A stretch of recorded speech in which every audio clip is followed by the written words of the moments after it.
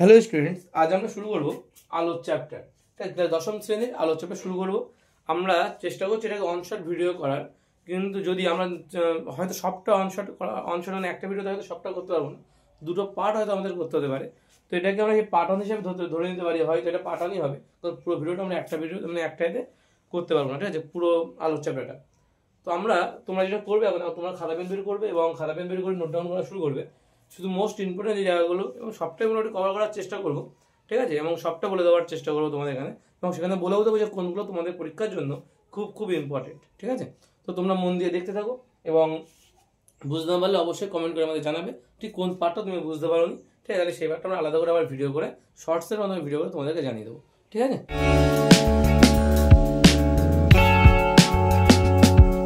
তো চলো শুরু করি আলোর চ্যাপ্টার। তো আলো আলো জিনিসটা কি বলছে? আলো হলো এক প্রকার শক্তি। আলো কি? আলো হলো এক প্রকার শক্তি, ঠিক আছে। আলো হলো এক প্রকার শক্তি যা কিন্তু সরলরেখা বরাবর চলাচল করে, যা সরলরেখা বরাবর চলাচল করে। যদি আমি এখানে যেটা রড রেখেছি, এটা রড, ঠিক আছে, চোঙ, এটা একটা চোঙ বলতে পারো, বা রড মানে ভেতরটা ফাঁপা, ঠিক আছে। এখানে যদি আমি একটা মোমবাতি ধরিয়ে রাখি বা মোমবাতির শেখাটাকে যদি আমি শেখা বরাবর যদি আমি আলোটাকে রাখি এবং এখানে যদি আমি চোখ রাখি, তাহলে কিন্তু আমি দেখতে পাবো, এখানে চোখ রাখলে আমি কি দেখতে পাবো? এখানে চোখ রাখলে আমি দেখতে পাবো যে মোমবাতি শেখাটা জ্বলছে, দেখতে পাবো তো।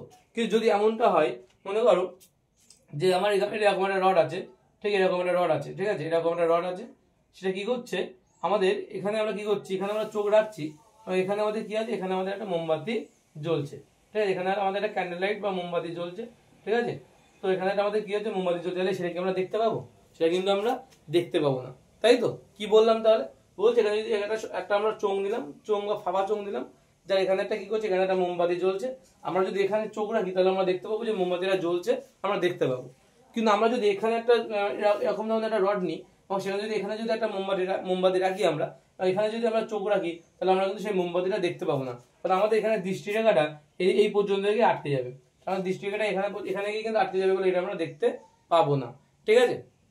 আর এই ক্ষেত্রে কিন্তু আমাদের দৃষ্টিরেখা সোজাসুজি এই বরাবর ছিল বলেই কিন্তু আমরা এই মোমবাতিটা, যে জ্বলন্ত মোমবাতিটা কিন্তু দেখতে পাচ্ছি, ঠিক আছে। এবার প্রশ্ন হচ্ছে আলোর উৎস কি?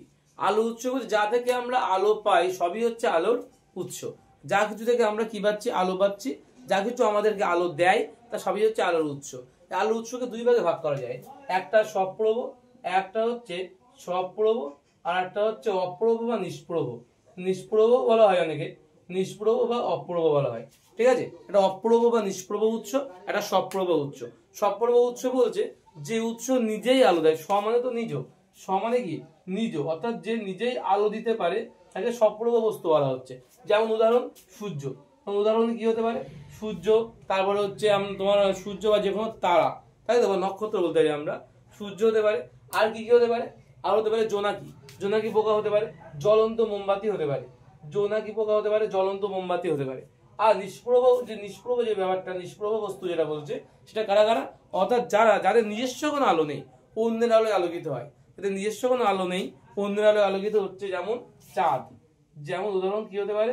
চাঁদ হতে পারে, ঠিক আছে। উদাহরণ কিন্তু সবচেয়ে ভালো উদাহরণ চাঁদ, বা আমাদের সূর্য, পৃথিবী, বা সমস্ত গ্রহ, গ্রহ যারা আছে তারা নিজস্ব কোনো আলো নেই, ঠিক আছে। এইগুলো কিন্তু আমাদের নিষ্প্রভ বস্তুর উদাহরণ বা নিষ্প্রভ উৎস, নিষ্প্রভ আলোর উৎস, ঠিক আছে। আশা করি বোঝা গেল এই পর্যন্ত। পরবর্তী টপিক গোলীয় দর্পণ। গোলীয় দর্পণ কি বলছে? যে কোনো প্রতিফলক তল যদি কোনো গোলকের অংশ হয়, কোনো প্রতিফলক তল, প্রতিফলক তল কারা? যেখান থেকে আলো প্রতিফলিত হতে পারে। যেমন আমি যদি বলি প্রতিফলক তল মানে, এখানে আমার কাছে একটা দর্পণ আছে, এটা কি দর্পণ একটু পরেই বলছি, তোমরা দেখতে পাচ্ছ নিশ্চয়ই এই দর্পণটা, এটা কিন্তু যেখান থেকে আলো প্রতিফলিত হয়ে ফিরে যেতে পারে তাকে বলা হয় প্রতিফলক, ঠিক আছে। সেই প্রতিফলক কোনো গোলীয় দর্পণ, কোনো গোলীয় দর্পণ যদি হচ্ছে কোনো প্রতিফলক তল যদি কোনো গোলকের অংশ হয়, কোনো হচ্ছে প্রতিফলক তল যদি কি হবে, প্রতিফলক তল যদি কোনো গোলকের অংশ হয়, কিসের অংশ হবে? গোলকের যদি অংশ হয়, গোলকের যদি অংশ হয় তখন তাকে বলা হয় গোলীয় দর্পণ। ক্লিয়ার? কোনো প্রতিফলক তল যদি কোনো গোলকের অংশ হয় তখন তাকে বলা হচ্ছে গোলীয় দর্পণ। এই গোলীয় দর্পণ বেসিক্যালি দুই প্রকার হয়। গোলীয় দর্পণ বেসিক্যালি কয় প্রকার হয়? দুই প্রকার। একটা হচ্ছে উত্তল দর্পণ, একটা হচ্ছে উত্তল দর্পণ, আর একটা কি, আরেকটা হচ্ছে অবতল দর্পণ, আরেকটা হচ্ছে অবতল দর্পণ। একটা হচ্ছে উত্তল দর্পণ, আর একটা হচ্ছে আমাদের অবতল দর্পণ, ঠিক আছে। উত্তল দর্পণ কি বলছে? যে যার কি উত্তল দর্পণ মানে কোনটা? এইটা হচ্ছে উত্তল দর্পণ। ভালো করে দেখো, ভালো করে যদি তোমরা দেখতে পাচ্ছ আশা করি, যে এর এই পাশটা হচ্ছে খোদল এবং এই পাশটা হচ্ছে উঁচু মতো আছে, অর্থাৎ একটা পাশ উত্তল মানে একটু উঁচু মতো আছে, তাইকে বলা হয় উত্তল দর্পণ। এই ধরনের দর্পণকে বলা হয় উত্তল দর্পণ। দেখা যাচ্ছে এই ধরনের দর্পণকে কি বলা হচ্ছে, উত্তল দর্পণ বলা হয়। ঠিক আছে, এই ধরনের দর্পণে কি হয়, এই ধরনের দর্পণ কিন্তু অ্যাকচুয়ালি আমার এই পুরো মুখটা কিন্তু দেখা যাচ্ছে আমাদের এখানে। এই ধরনের দর্পণ যদি তোমরা খেয়াল করে দেখো, এই ধরনের দর্পণে কিন্তু কি হচ্ছে, এই ধরনের যে পুরো মুখটাই কিন্তু আমার দেখা যাচ্ছে, আমাদের পুরো মুখ, ক্যামেরা এবং আমার বোর্ড সবটাই কিন্তু এই দর্পণে আমরা দেখতে পাচ্ছি। ঠিক আছে, এটা হচ্ছে উত্তল দর্পণ।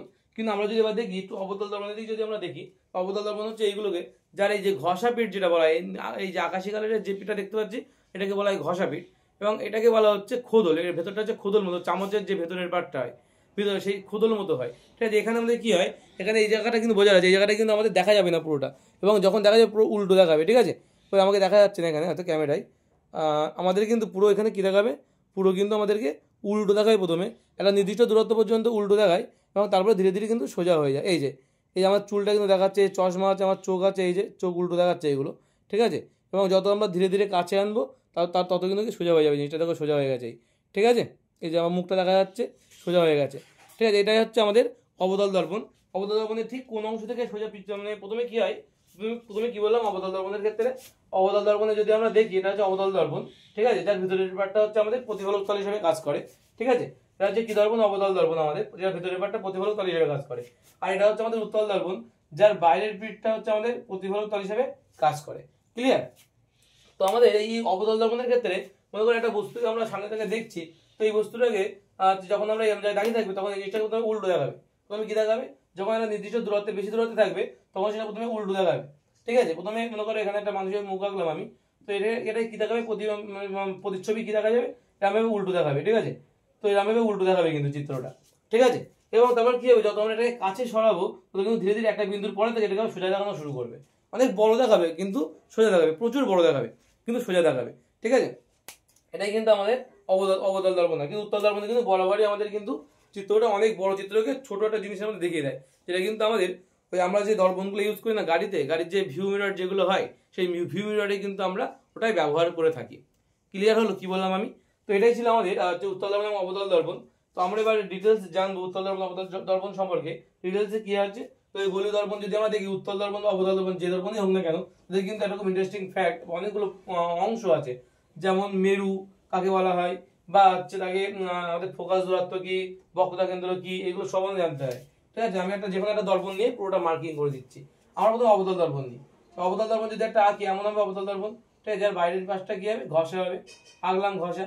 আর বলছে এই যে অবতল দর্পণ, এই অবতল দর্পণের মেরু বলছে যে গোলীয় দর্পণের প্রতিফলক তলের মধ্যবিন্দু, অর্থাৎ এর প্রতিফলক তল কোনটা, এখান থেকে এই যে বক্রতা যে পার্টটা, এটা হচ্ছে প্রতিফলক তল। বা আমি যদি এখানে বলি আমাদের এই যে হচ্ছে অবতল দর্পণ, এটা পুরোটা ক্ষুদ্র মতো যে অংশটা সবটাই হচ্ছে কিন্তু প্রতিফলক তল হিসেবে কাজ করছে। এর যে মধ্যবিন্দু, এর যে সেন্টার, এই যে সেন্টার থাকবে সেই সেন্টারকে কিন্তু কি বলা হচ্ছে, এই সেন্টারকে বলা হয় কিন্তু আমাদের মেরু বা মধ্যবিন্দু। ঠিক যেমন এর মধ্যবিন্দু এই জায়গাটাই হচ্ছে না, এটাকে বলা হচ্ছে মেরু। এটাকে কি বলা হয়, মেরু বা পোল, তাই পি দিয়ে লেখা হয়। ঠিক মাঝখান যেটা একটা অবতল দর্পণের প্রতিফলক তলের ঠিক মাঝখানের যে অংশটা তাকে আমরা বলি মেরু। ঠিক ঠিক আছে, বোঝা গেল কি বললাম আমি? আচ্ছা, তারপরে বক্রতা কেন্দ্র কি বলছে, বলছে এটি গোলীয় দর্পণ, একটা প্রতিফলক তল বা একটা উত্তল দর্পণ, যে গোলীয় দর্পণ বলতে পারি আমরা। একটা গোলীয় দর্পণ যে গোলকের অংশ, সেই গোলকের, একটা গোলীয় দর্পণ কি বলছে, যে গোলকের অংশ সেই গোলকের যে কেন্দ্র, এই এটা যদি একটা বড় আমি গোলক হিসেবে কল্পনা করি, তো এরকম হবে, একটা বড় গোলক হিসেবে কল্পনা করলে এরকম হবে, তার সেন্টার থাকবে এরকম জায়গায়, তো সেন্টার থাকবে তার। ঠিক আছে, যদি এরকম জায়গায় সেন্টার হয় তাহলে এটাকে বলা হচ্ছে বক্রতা কেন্দ্র, যেটাকে সি দিয়ে লেখা হয়, তাকে বলা হয় বক্রতা কেন্দ্র বা তাকে সি দিয়ে লেখা হয়। আশা করি বোঝা গেল। প্রধান অক্ষ কি বলছে, বলছে এই যে মেরু আর এই যে বক্রতা কেন্দ্র, এদের মাঝে যদি একটা স্ট্রেট লাইন টানা যায়, এদের মাঝে যদি একটা স্ট্রেট লাইন টানা যায় তখন তাকে বলা হচ্ছে কি প্রধান অক্ষ। ঠিক আছে, অর্থাৎ মধ্যবিন্দু এবং মেরু, মেরু দর্পণের হচ্ছে তোমার প্রতিফলক তলের মধ্যবিন্দু এবং এই যে বক্রতা কেন্দ্র, এদের মাঝে যে স্ট্রেট লাইন তাকে আমরা কি বলবো, তাকে আমরা বলবো কিন্তু আমাদের হচ্ছে প্রধান অক্ষ। ক্লিয়ার? এটাকে আমরা কি বলছি, প্রধান অক্ষ বলছি। তাহলে আমরা কি পেলাম, এই সি হচ্ছে, আমি প্রথম পেলাম পি হচ্ছে মেরু, পিটাকে কি বলা হয়, মেরু বলা হয়, সিটাকে বলা হয় বক্রতা কেন্দ্র, বক্রতা কেন্দ্র। ঠিক আছে, আর কি বললাম আমরা, এই যে এটা যদি নাম দিই আমরা এবি নাম দিই, তাহলে এবিটাকে কি বলা হবে, প্রধান অক্ষ বলা হচ্ছে, প্রধান অক্ষ বলা হচ্ছে। ঠিক আছে, প্রধান অক্ষ বলা হয়। আর কি কি আছে আমাদের এখান থেকে, আর যেগুলো যেগুলো বক্রতা ব্যাসার্ধ, বক্রতা ব্যাসার্ধ কাকে বলা হবে? বলছে বক্রতা ব্যাসার্ধ বলছে যে যদি আমরা এই সি এবং পি এখান থেকে এইটুকু অর্থাৎ একটা গোলীয় দর্পণ, এই গোলীয় দর্পণটা যে গোলকের অংশ সেই গোলকের যে ব্যাসার্ধ, এই গোলকের ব্যাসার্ধ মানে কি আমরা বলতে পারি এটাও এই গোলকের ব্যাসার্ধ, এই বরাবর যে দাগটা টানবো আমরা এই বরাবর যে দাগটা টানবো সেটা তো এই গোলকের ব্যাসার্ধ। তাই বলছি এইটা এই বাহুটা বা এই বাহুটা সবই কিন্তু এর বক্রতা ব্যাসার্ধ। ক্লিয়ার হলো? এই সবটাই কি এর বক্রতা ব্যাসার্ধ। আর উন্মেষ কি বলছে? বলছে গোলীয় দর্পণের প্রধান ছেদ যেটা আছে গোলীয় দর্পণের, এই প্রধান ছেদের প্রান্ত বিন্দু দুটির দূরত্বকে বলা হয় উন্মেষ। অর্থাৎ আমরা যদি চিত্রগতভাবে দেখি তাহলে এই হচ্ছে আমাদের গোলীয় দর্পণ, এই হচ্ছে আমাদের অবতল দর্পণ নিয়ে আমরা করি। তো এই যদি আমরা এই দুটো বিন্দু যোগ করে দিই তাহলে একটা মাঝখানে গ্যাপ মতো থাকছে, যদি উপরের বিন্দু তলার বিন্দু দিয়ে যুক্ত করে দেওয়া হয় সরাসরি, তাহলে বলছে অর্থাৎ আমরা এই প্রধান ছেদকে যদি আমরা এইভাবে যুক্ত করে দিই, এইভাবে যদি একটা যুক্ত করে দিই আমরা, তাহলে তাকে বলা হচ্ছে উন্মেষ। তাকে বলা হচ্ছে কি? তাকে বলা হচ্ছে উন্মেষ। ঠিক আছে? কি বলা হয়? উন্মেষ। পরীক্ষায় কিন্তু এটা আসে। ঠিক আছে? পরীক্ষায় কিন্তু এটা পরীক্ষার জন্য ভেরি ভেরি ইম্পর্টেন্ট।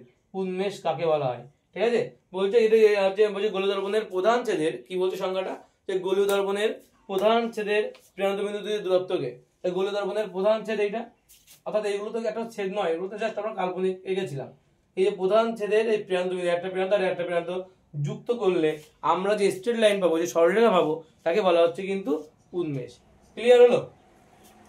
এবার আসছে আমাদের গোলীয় দর্পণের প্রতিফলনের সূত্র, দর্পণের উপর প্রতিফলন। আচ্ছা, প্রতিফলনের সূত্র আমরা ক্লাস 7-এ পড়েছিলাম। প্রতিফলন জিনিসটা কি, তো আমরা সেটাই আগে বলবো। প্রতিফলন কি বলছে? প্রতিফলন বলছে কোনো গোলীয় দর্পণের প্রতিফলন বলছে এমনটা হয়, প্রতিফলনের সূত্র কিন্তু একই থাকবে। প্রতিফলন পড়বো আমরা এখন। তো সূত্রটা কিন্তু বরাবরের মতো একই আছে। যদি আমি এটা দেখি, একটা তল নিলাম, একটা তলের উপর একটা আলো এসে পড়ছে, 7-এ ছিল এটা, এখান থেকে বেরিয়ে যাচ্ছে। তো এখান থেকে আলো এসে পড়ছে, এখান থেকে বেরিয়ে যাচ্ছে, এটা বলা, এটাকে যেটা পড়ছে তাকে বলা হয় আপতিত রশ্মি। যেটা পড়ছে তাকে কি বলা হচ্ছে? আপতিত রশ্মি। যেটা বেরিয়েছে তাকে বলা হয় প্রতিফলিত রশ্মি। কি বলা হচ্ছে? এটা আপতিত রশ্মি, এটা প্রতিফলিত রশ্মি, এটা হচ্ছে কি, এটা হচ্ছে প্রতিফলক তল, এটা হচ্ছে প্রতিফলক তল। এবং আমাদের এই হচ্ছে, এটা হচ্ছে এই বিন্দুটার নাম হচ্ছে আপাতন বিন্দু, এই বিন্দুটার নাম হচ্ছে আপাতন বিন্দু। এবং এই প্রতিফলক তলের উপর আপাতন বিন্দুতে আমরা যে অভিলম্ব অঙ্কন করি এটাকে বলা হয় অভিলম্ব। এটাকে কি বলা হয়? অভিলম্ব। বোঝা গেল? এবং বলছে এই পাশের কোণটাকে বলা হয় আই, মানে আপাতন কোণ, এই পাশেরটা বলা হয় আর বা প্রতিফলন কোণ। বলে বোঝা গেল কি কি বললাম? তাহলে এটা হচ্ছে আপতিত রশ্মি, এটা প্রতিফলিত রশ্মি, এটা হচ্ছে প্রতিফলক তল, এটা অভিলম্ব, এটা আপাতন বিন্দু, এটা আপাতন কোণ, এটা প্রতিফলন কোণ। এই কটা জিনিস কিন্তু এখান থেকে আমি বললাম। তার প্রতিফলনের সূত্র বলছে যে আপাতিত রশ্মি, প্রতিষ্ঠিত রশ্মি এবং আপাতন বিন্দুতে অর্থাৎ প্রতিফলক তলের উপর অঙ্কিত অভিলম্ব, আপাতন বিন্দুতে প্রতিফলক তলের উপরে অঙ্কিত অভিলম্ব সর্বদা একই সমতলে থাকবে।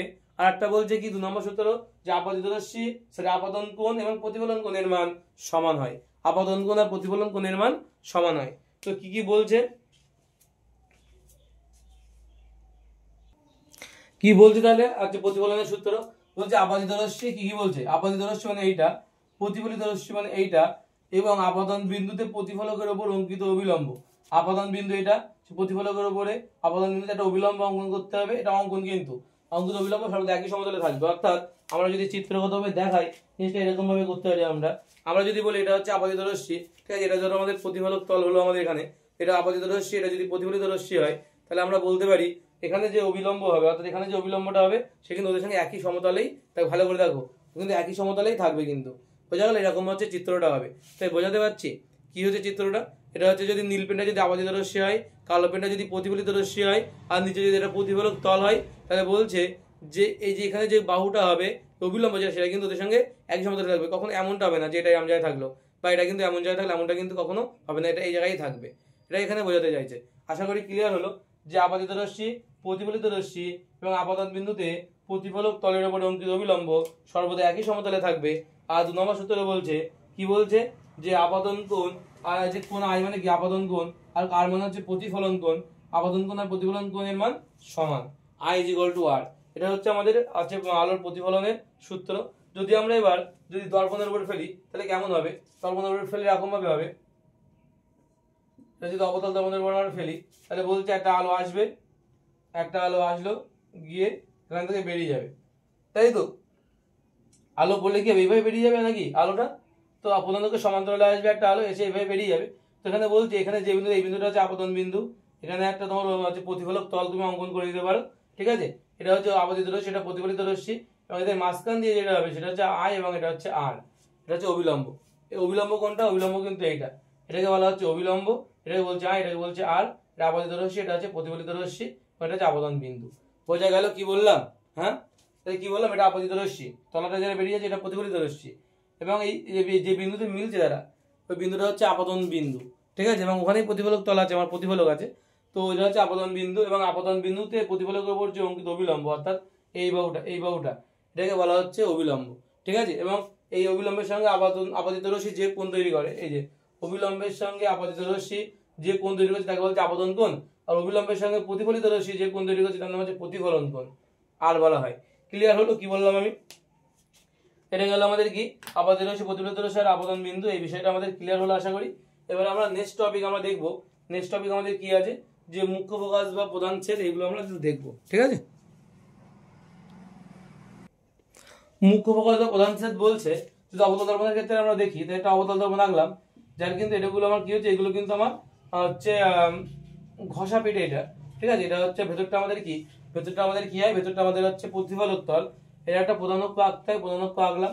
এখন নিয়মটা হচ্ছে এরকম, যে মুখ্য ছেদ বের করার নিয়মটা বলছে প্রধানক্ষের সমান্তরাল ভাবে একটা আলোক রশ্মি পাঠাও। প্রধানক্ষের সমান্তরালে আলোক রশ্মি আইলো, আর আইলে সে আলোটা কোন দিক বরাবর যাবে? এদিক বরাবর বেরিয়ে যাবে। ওই যে প্রধানক্ষের সমান্তরালে আরেকটা যদি আলোক রশ্মি আসে, সে কোন দিক বরাবর বেরোবে? সেই দিক বরাবর বেরিয়ে যাবে। ঠিক আছে, অর্থাৎ এই আলোটা আসছে, এসে এইভাবে গিয়ে এইভাবে বেরিয়ে যাচ্ছে, আর এখান থেকে একটা আলো রশ্মি এইভাবে যাচ্ছে, কিন্তু এইভাবে বেরিয়ে যাচ্ছে, অর্থাৎ তারা দেখা যাচ্ছে যে একটা বিন্দুতে গিয়ে মিলিত হচ্ছে। তাহলে দেখা যাচ্ছে একটা বিন্দুতে গিয়ে মিলিত, প্রতিটা আলো রশ্মি এই বিন্দুর মধ্য দিয়ে যাবে, কিন্তু এভাবে গিয়ে এর মধ্য দিয়ে বেরিয়ে যাবে। আর এখান থেকে যদি যে আলোটা যাচ্ছে সেই কিন্তু এইভাবে গিয়ে এইভাবে বেরিয়ে যাবে, অর্থাৎ প্রতিটা আলো কিন্তু একটা বিন্দুর মধ্য দিয়ে কিন্তু পাস করবে। এই যে বিন্দুর মধ্য দিয়ে পাস করবে তাকে বলা হয় মুখ্যচ্ছেদ, বা হচ্ছে প্রধান, তাকে বলা হয় তাকে বলা হয় হচ্ছে মুখ্য ফোকাস। কি বলা হয়? মুখ্য বা প্রধান, মুখ্য ফোকাস বলা হয়, মুখ্য ফোকাস বলা হয়। বোঝা গেল কি বললাম? অর্থাৎ বলছে একাধিক হচ্ছে, বলছে কোনো সমান্তরাল আলোক রশ্মি গুচ্ছ প্রধানকের সঙ্গে সমান্তরালে এসে কি করছে, কোনো সমান্তরাল আলোক রশ্মি গুচ্ছ, সমান্তরাল আলোক রশ্মি গুচ্ছ, এগুলো সব সমান্তরাল, একটা দুটো তিনটে চারটে পাঁচটা, এটা হচ্ছে প্রধানক্ষ। প্রধানকের সঙ্গে কিন্তু চারটে যে রশ্মি, এই চারটে কিন্তু প্রধানকের সঙ্গে সমান্তরাল। তাই বলছে যে কোনো সমান্তরাল রশ্মি আলোক রশ্মি গুচ্ছ প্রধানকের সঙ্গে সমান্তরালে এসে, প্রধানকের সমান্তরালে এসে কি করছে, তারা কিন্তু সমান্তরালে এসে আমাদের তলের গলীয় দর্পণের উপর কিন্তু আপতিত হচ্ছে। আপতিত হওয়ার পর তারা যে বেরিয়ে মানে গলীয় দর্পণ অবতল দর্পণে আপতিত হলে প্রতিফলনের পর তারা কি হচ্ছে, একটা বিন্দুতে গিয়ে মিলিত হচ্ছে। ঠিক আছে, একটা বিন্দুতে গিয়ে মিলিত হয়। প্রধান যে বিন্দুটা কোথায় অবস্থিত হবে? অবশ্যই প্রধানকের উপর অবস্থিত হবে। যে বিন্দুতে মিলিত হবে সেই বিন্দুটা কোথায়? অবশ্যই প্রধানকের উপরে। প্রধানকের উপর অবস্থায় একটা বিন্দুতে গিয়ে তারা মিলিত হচ্ছে। ঠিক যে বিন্দুতে গিয়ে তারা মিলিত হয় তাকে বলা হয় কিন্তু মুখ্য ফোকাস। ঠিক আছে, তারা যে বিন্দুতে অবতল দর্পণের উপর যে বিন্দুতে তারা মিলিত হচ্ছে তাকে বলা হয় কিন্তু মুখ্য ফোকাস। এখন যদি আমরা বলি অবতল, এটা হচ্ছে অবতল দর্পণ গেল।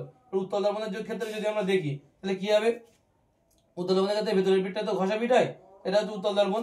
এই হচ্ছে প্রধান ছেদ, প্রধান আছে মানে প্রধান অক্ষ, এর সমান্তরালে আলো পাঠাতে হবে, একটা আলো তাই আলোটাকে এদিক বেরিয়ে যাবে, এলোটাকে এদিক বেরিয়ে যাবে, তাই তো? চিত্রটা এইভাবে করলে হবে না, চিত্রটা করার সময় আমাদের খেয়াল রাখতে হবে, এদিক বেরিয়ে যাবে। ঠিক আছে, এখানে আলো পাঠালাম, সে আলোটা কি হবে? এদিক বরাবর বেরিয়ে যাবে। এখানে একটা আলো পাঠালাম আমরা এখান থেকে, ঠিক আছে, সে আলোটা কি হচ্ছে? এদিক বরাবর বেরিয়ে যাচ্ছে। তো আলো কি হচ্ছে অ্যাকচুয়ালি, প্রধানকের সমান্তরাল আলো আসছে, এসে এদিক বেরিয়ে, এই আলোটা এদিক বেরিয়ে গেল, আলোটা আসলো এদিক বেরিয়ে গেল, এই আলোটা আসলো এদিক বেরিয়ে যাচ্ছে। ঠিক আছে, এই আলোটা আসলো এদিক বেরিয়ে যাচ্ছে।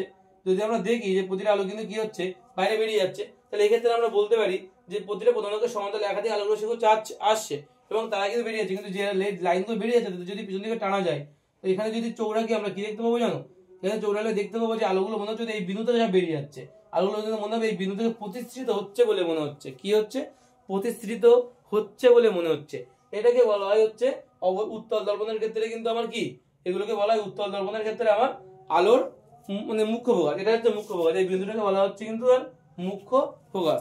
যা অবশ্যই কি হয়, মুখ্য ফোকাসের বৈশিষ্ট্য কি? মুখ্য ফোকাস অবশ্যই কিন্তু আমাদের কি হবে? অবশ্যই প্রধান অক্ষের উপরে অবস্থিত হবে। ক্লিয়ার হল আশা করি। এবার আমাদের বলছে গৌণ ফোকাস জিনিসটা কি? যদি আলো সমান্তরালে না আসে তবে কি হবে? এটাই আমার প্রশ্ন। আলো তো এতক্ষণ আমরা বলছি আলো তো সমান্তরালে আসছে, যদি আলো সমান্তরালে না আসে তখন কি হবে? তখন তাহলে কিন্তু আমাদের আলো যদি সমান্তরালে না আসে তাহলে কি হবে সেটা দেখে নিই আমরা। তাহলে সেখানে আমরা মুখ্য ফোকাস অবশ্যই পাবো না, আমরা সেখানে পাবো কি? গৌণ ফোকাস। এই গৌণ ফোকাসটা কি? একটু দেখে নিই আমরা। বলছে আলো, মনে করো এখানে একটা অবতল দর্পণ আছে, অবতল দর্পণ হচ্ছে আমাদের প্রধান অক্ষ। তাহলে যদি এইভাবে আসে, এখানে একটা আসছে, এখানে একটা আসছে, ঠিক আছে, এখানে একটা আসছে, এখানে একটা আসছে, তো যদি দেখা যাচ্ছে এখানে যে আসবে সেদিক বরাবর যাবে, এদিকে যে আসবে সেদিক বরাবর যাবে, সরি একই জায়গায় মিলিত হচ্ছে দাদা, একই জায়গায় তো অবশ্যই হবে না, এই জায়গায় মিলিত হলো। এখানে যে আইলো সে কিন্তু এই জায়গায়, এই জায়গাতে বেরিয়ে গেল এইভাবে, এখানে যে এলো সেই জায়গাতে যদি বেরিয়ে যায়, তো এখানে তারা অর্থাৎ প্রধান অক্ষের উপর অবস্থিত নয়। এখানে যে মুখ্য ফোকাসটা হবে, অর্থাৎ যদি সমান্তরালভাবে না আসে, তবে মুখ্য ফোকাস কিন্তু কখনোই প্রধান অক্ষের উপর অবস্থিত হবে না। বোঝা গেল কি বললাম? তাহলে যদি আলো সমান্তরালে না আসে, প্রধান অক্ষের সঙ্গে সমান্তরালে যদি আলো না আসে, অবশ্যই প্রধান অক্ষের সঙ্গে সমান্তরাল কথাটা বলতে হবে। প্রধান অক্ষের সঙ্গে সমান্তরালভাবে যদি আলো না আসে, তাহলে কিন্তু অবশ্যই আমাদের কি হবে, তাহলে কিন্তু তার মুখ্য ফোকাস যেটা হবে সেটা কিন্তু প্রধান অক্ষের উপর অবস্থিত হবে না। কোথায় হবে? প্রধান অক্ষের আশেপাশে হবে। তো যদি এরকম জায়গায় হয়, তাহলে আমরা এখানে যদি একটা কল্পনা করি যে প্রধান অক্ষের উপরেই আমরা যদি এখানে একটা তল যদি কল্পনা করে নিই আমরা, এখানে একটা আমি কার্ডবোর্ড আলাম, তার উপরেই তো হচ্ছে কোথাও না কোথাও, তার উপরে তো কোথাও না কোথাও হচ্ছে, তলের উপরে। অর্থাৎ মুখ্য ফোকাস যেখানে আমরা পাচ্ছি একটা তলের মুখ্য ফোকাসটা আমরা মনে করি এখানে একটা মুখ্য ফোকাস পেলাম, সেই মুখ্য ফোকাস আমি একটা তল কল্পনা করলাম। আমাদের গৌণ ফোকাস যেগুলো হবে সেগুলো কিন্তু মুখ্য ফোকাস তলের কোনো না কোনো বিন্দুতে কিন্তু হতে পারে, কোনো না কোনো বিন্দুতেই হবে। অর্থাৎ মুখ্য ফোকাসে হচ্ছে না, অর্থাৎ প্রধান অক্ষের উপর অবস্থিত না হলে প্রধান অক্ষের নিচে, মানে এই বরাবর উপরে বা এই বরাবর নিচে হবে। বোঝা গেল কি বললাম? এটাই কিন্তু আমাদের হবে। তাই বলছে একে বলা হচ্ছে গৌণ ফোকাস। অর্থাৎ যেটা গৌণ ফোকাসটা কি হয়, মুখ্য ফোকাস তলে হয়। মুখ্য ফোকাস তো এটাকে বলছে মুখ্য ফোকাস, যদি মুখ্য ফোকাসের বিন্দুতে হতো, কিন্তু মুখ্য ফোকাস তল কোনটা? মুখ্য ফোকাস যেখানে পাচ্ছি আমরা সেখানে একটা কার্ডবোর্ড রাখো, মনে মনে কাল্পনিক একটা তল করো, সেই তলটাকেই বলা হচ্ছে, এই তলের উপরে গৌণ ফোকাস বিন্দুগুলো, গৌণ ফোকাস যে বিন্দুগুলো, সেই গৌণ ফোকাসটা কিন্তু অবশ্যই এই মুখ্য ফোকাস তলে অবস্থিত হবে। মুখ্য ফোকাসে অবস্থিত হবে না, কিন্তু মুখ্য ফোকাস তলে অবস্থিত হবে অবশ্যই। ঠিক আছে? আর এই মুখ্য ফোকাস তলে যে সমস্ত ফোকাসগুলো অবস্থিত হয় তাদেরকে বলা হয় গৌণ ফোকাস। আশা করি ক্লিয়ার হয়েছে মুখ্য ফোকাস আর গৌণ ফোকাস ব্যাপারটা। এটা গেল আমাদের মুখ্য ফোকাস আর গৌণ ফোকাস। এটা কিন্তু আমাদের পরীক্ষায় এমন আসতে পারে, উত্তল দর্পণের ক্ষেত্রে মুখ্য ফোকাস আমি একটু আগে দেখালাম, অবতল দর্পণের ক্ষেত্রেও দেখিয়েছি মুখ্য ফোকাস। এই গৌণ ফোকাস কিন্তু উত্তল অবতল দুই রকম ক্ষেত্রেই হয়। তো আমাদের ব্যাপারটা অ্যাকচুয়ালি একই। ঠিক আছে? আমাদের কিন্তু পরীক্ষার ক্ষেত্রে সংজ্ঞা পড়তে পারে, সংজ্ঞাগুলো কিন্তু ভালো করে আমাদের কিন্তু পড়ে রাখতে হবে। ঠিক আছে?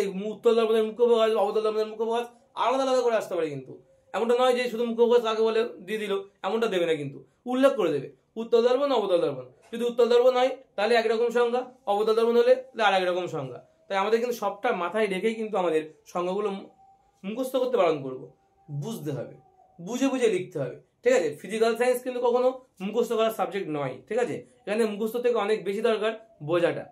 সেটা অনেক ছেলেমেয়ে কিন্তু না বুঝে শুধু চোখ বন্ধ করে ক্লাস 10 মুখস্থ করে যায়, যার জন্য তাদের টোটাল নাম্বার কিন্তু কম আসে। তাই বলবো ফিজিক্যাল সায়েন্স কখনোই মুখস্থ করবে না, ফিজিক্যাল সায়েন্স কিন্তু সবসময়ের জন্য বুঝে বুঝে পড়বে। ঠিক আছে? যে দু একটা লাইন যেগুলো আমাদের বেশি করে মনে রাখতে হয় সেগুলো মনে রাখবে, বারবার প্র্যাকটিস করবে, তাহলে ফিজিক্যাল সায়েন্স 100 পাওয়া সম্ভব। তো আমাদের পরের টপিক যেটা আছে সেটা হচ্ছে যে উত্তল দর্পণ, হচ্ছে আমাদের যে পরে যেটা দেখবো হচ্ছে যে আমাদের গোলীয় দর্পণের যে রশ্মি চিত্রগুলো কেমন হবে, অর্থাৎ কোনো বস্তুর এবং আমাদের প্রতিবিম্ব কেমন হবে সেটা আমরা দেখবো। খুব সহজ জিনিস এবং খুব দ্রুত হয়ে যাবে। এটা দেখো কিভাবে আমরা রশ্মি চিত্র অঙ্কন করি। তো আমাদের রশ্মি চিত্র অঙ্কন করতে গেলে আমাদের 2-3টে কথা মনে রাখতে হবে।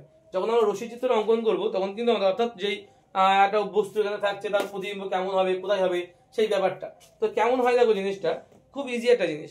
তো কিভাবে আমরা মনে রাখবো? এটা মনে রাখবে যে আমাদের 3টে কথা মনে রাখতে হয় এই চিত্র আঁকার সময়। একটা হচ্ছে আলো অবশ্যই প্রধান অক্ষের সমান্তরালে আসবে, আলো অবশ্যই প্রধান অক্ষের সমান্তরালে আসতে হবে, 1 নম্বর। 3টে নিয়ম আছে। 2 নম্বর বলছে ফোকাস দিয়ে যেতে হবে, আলো অবশ্যই কি হবে, 2 নম্বর যে আলোটা মিনিমাম কিন্তু আমাদের 2টো লাগের থেকে ফোকাস বিন্দু দিয়ে যাবে, ফোকাস বিন্দু দিয়ে পাস করবে। আর 3 নম্বর হচ্ছে বক্রতা কেন্দ্রের মধ্য দিয়েও যদি যেতে পারে, বক্রতা কেন্দ্রের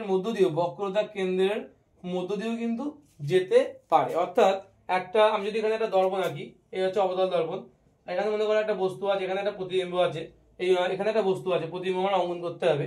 তো দর্পণের সামনে যদি একটা কোনো বস্তু থাকে তার প্রতিবিম্ব কোথায় তৈরি হবে, তাহলে বলছে এমন ভাবে হবে এখান থেকে একটা প্রধান অক্ষের সমান্তরাল এখান থেকে একটা আলোক রশ্মি যাবে, যা কিন্তু ফোকাস দিয়ে বেরিয়ে যাচ্ছে, আর একটা আলোক রশ্মি অবশ্যই ফোকাস দিয়ে যাবে, যা কিন্তু আমার এদিক থেকে বেরিয়ে যাবে। ঠিক আছে? এদিক থেকে বেরিয়ে যাবে।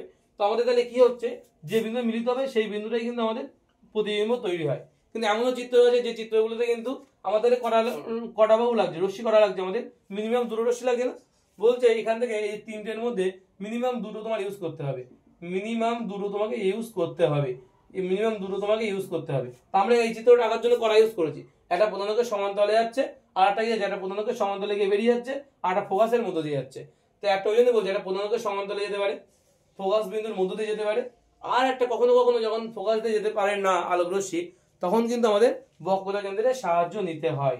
আমরা চিত্র দেখব এবং আমরা মনে হচ্ছে আমাদের যেটা লম্বা ছক আছে যে অসীমে যদি বস্তু থাকে প্রতিবিম্ব কোথায় তৈরি হবে, প্রতিবিম্বের প্রকৃতি কেমন হবে, ঠিক আছে, এই সবটা আমাদের কিন্তু মুখস্থ করতে হয়। বস্তু যদি 2f থেকে বেশি দূরত্বে থাকে, বস্তু যদি f দূরত্ব f আর 2f এর মাঝে থাকে, বস্তু যদি f এ থাকে, বস্তু যদি f এবং মেরুর মাঝে থাকে, তাহলে কি কি হবে এই সবটাই আমরা কিন্তু খুব ভালো করে দেখব এই চ্যাপ্টারে, ঠিক আছে। তো তাহলে আমরা জানতে হবে কি, তাহলে আমাদের যেটা জানতে হবে সেটা হচ্ছে যে আমাদের চিত্রটা কেমন হবে সেটা আমাদের জানতে হবে। তো অনেক কিছু আছে আমাদের এখানে বলার মতো, ঠিক আছে। তো এখানে মধ্যে একটা জিনিস আমরা মিস্টেক করে বেরিয়ে যাচ্ছি, সেটা হচ্ছে একটা প্রমাণ আছে, প্রমাণটা একটা প্রমাণ আছে আমাদের r = 2f।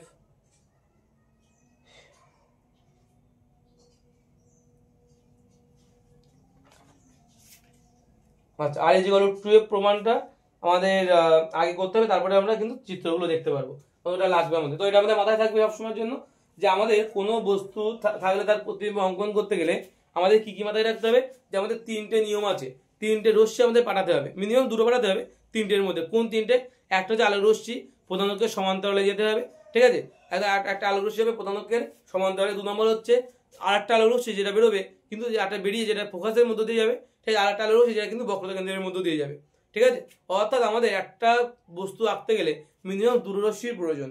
এই 3টে নিয়মের মধ্যে মিনিমাম যে কোনো 2টো নিয়ে কিন্তু, যেমন আমরা প্রধানক্ষ এবং বক্রতা কেন্দ্র নিয়ে করতে পারি, প্রধানক্ষ আর ফোকাস নিয়ে বেসিক্যালি করি, এই দুটোই করি, প্রধানক্ষ আর ফোকাস নিয়ে, আর প্রধানক্ষ এবং বক্রতা কেন্দ্র নিয়ে কিন্তু আমরা বেসিক্যালি আমরা এই জিনিসটা করে থাকি। তো আমরা যখন চিত্রগুলো দেখবো তখন আমরা দেখে নেবো কিভাবে হয় না হয়।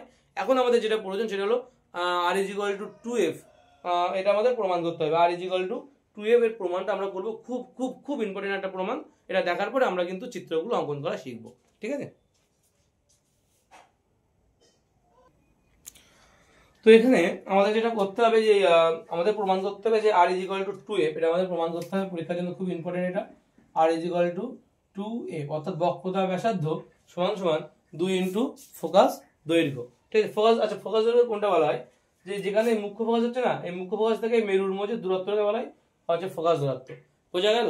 আর বক্রতা কেন্দ্র তো আমরা তখনই বলেছিলাম যে এখানে এইটুকু দূরত্বকে বক্রতা কেন্দ্র বলা হয়, আর এইটুকুকে বলা হয় ফোকাস দূরত্ব। অর্থাৎ যে এখানে মুখ্য ফোকাস হচ্ছে প্রধানকের উপরে সেই বিন্দু এবং আমাদের যে মেরু, সেই মেরু এবং এই ফোকাসের মধ্যে যে দূরত্বটা হচ্ছে তাকে বলা হয় ফোকাস দূরত্ব, যাকে আমরা স্মল এফ দিয়ে লিখি। অর্থাৎ এখান থেকে এইটুকু দূরত্বকে আমরা স্মল এফ বলবো, এখান থেকে এইটুকু দূরত্বকে আমরা স্মল এফ নামে চিনি, ঠিক আছে।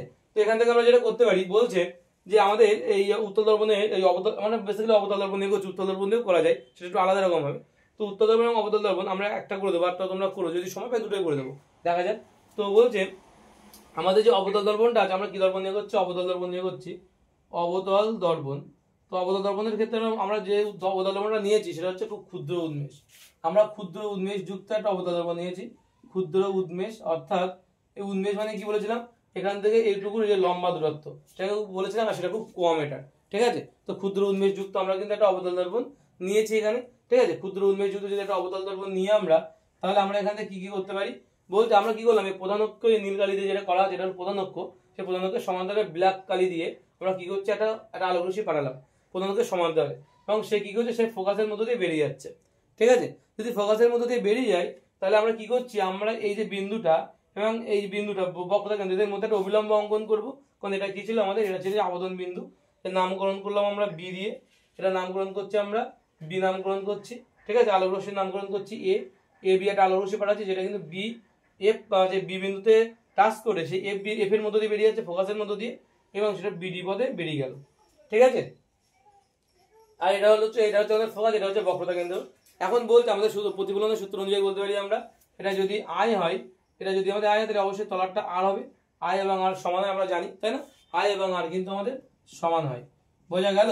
আর প্রতিফলনের নিয়ম অনুসারে বলতে পারি আই এবং আর কিন্তু দুটোই আমাদের সমান। এখন আমরা আর কি করতে পারি, আমরা আর যেটা করতে পারি সেটা হচ্ছে এখান থেকে আমরা এই বিসি যোগ করে দিলাম, যোগ করে আমরা অবিলম্ব অঙ্কন করলাম, বি আর সমান পেলাম, সবই করলাম। এবার আমরা যদি একটু দেখি, আমরা দেখতে পাবো যে এ বি আর সিপি যারা আছে, সিপি এটা হচ্ছে পি বিন্দু আমাদের। তো এই এ বি এবং সিপি এরা কিন্তু কি আমাদের এখানে, এরা কিন্তু আমাদের অবশ্যই এ বি এবং সিপি সমান্তরাল সরলরেখা। ভালো করে দেখো, এ বি বাহু এবং সিপি বাহু তারা কিন্তু সমান্তরালে আছে। এ বি মানে এই বাহুটা আর সিপি মানে নিচের প্রধান অক্ষ, তাই তো? এ বি আর সিপি সমান্তরালে আছে। এবং ওদের ছেদক যদি আমরা সিবি যদি ওদের ছেদক হয়, সিবি কোনটা বলতো? সিবি মানে যেটা অবিলম্ব টেনেছি আমরা, সিবি যদি ওদের ছেদক হয়, সিবি হচ্ছে ওদের ছেদক যদি হয়, তাহলে আমরা কি কি বলতে পারি? সিবি হচ্ছে ওদের ছেদক যদি হয়, তাহলে নিঃসন্দেহে এটা যদি আইকোন হয়, তাহলে অবশ্যই এটাও কিন্তু আইকোন হবে, হ্যাঁ কি না? তাই তো নাকি? কারণ আমরা কি জানি, দুটো সমান্তরাল বাহু এবং তাদের ছেদক যদি হয়, তাহলে এখানে এই কোণটা যা হয় এই কোণটা তো তাই হয়। আমরা তো এটা জানি তো, প্রধান অক্ষের দুই পাশে একান্তর কোণের জন্য একই হয়, তাই তো? এটা তো একান্তর কোণ, তাই বলতে পারি আমরা এটা যদি আয় হয় তাহলে এটাও কিন্তু আয় হবে। তাহলে আমরা যদি এবার এই ত্রিভুজের ক্ষেত্রে দেখি, তাহলে এটা আর এবং এটা আই, অর্থাৎ আমরা বলতে পারি এটা অ্যাকচুয়ালি আয় আর আর তো সমান। ভালো করে বুঝবে, এই যে আয় আছে এই আয়ের সঙ্গে তো আর সমান, আবার এটা আছে এবার এটা আয়ের সঙ্গে আবার আর সমান, তার মানে এই কোণটা এবং এই কোণটা সমান। আমরা এটা বলতে পারি ভিতরে আমরা যদি দেখি যে B C F, B C F যে ত্রিভুজ, ভালো করে দেখো, বি সি এফ যে ত্রিভুজটা আছে, এই ত্রিভুজের ক্ষেত্রে আমরা বলতে পারি না এই কোণটা এবং এই কোণটা সমান? আর একটা ত্রিভুজের দুটো কোণ সমান হলে দুটো বাহু সমান হয়, তার বিপরীত বাহুগুলো, অর্থাৎ এই কোণের যে বিপরীত বাহু কালো কালিটা এইটা, এবং এই কোণের যে বিপরীত বাহু সেটা হচ্ছে এইটা, এই দুটো বাহু কিন্তু আমাদের অবশ্যই কিন্তু কি হবে? সমান হবে, তাই তো? অবশ্যই সমান হবে। যদি আবার এই দুটো বাহু সমান হচ্ছে আমাদের, তার মানে তাই তো?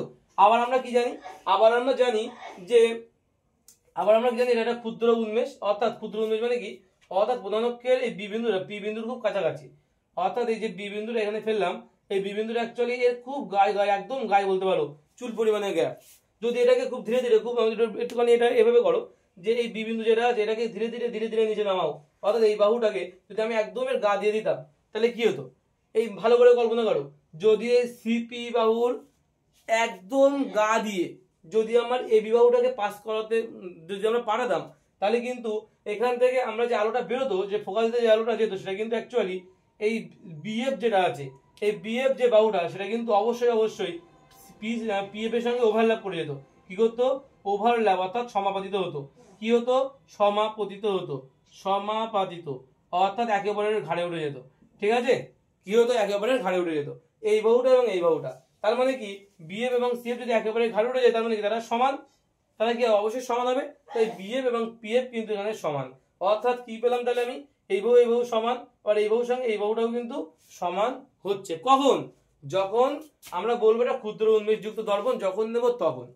যখন এটা কি করবো? ক্ষুদ্র উন্মেষযুক্ত দর্পণ নেবো, অর্থাৎ দর্পণটা আরো বেশি খাড়া হলে, অর্থাৎ এতটা বেশি খোদল হবে না, আরো বেশি খাড়া হবে।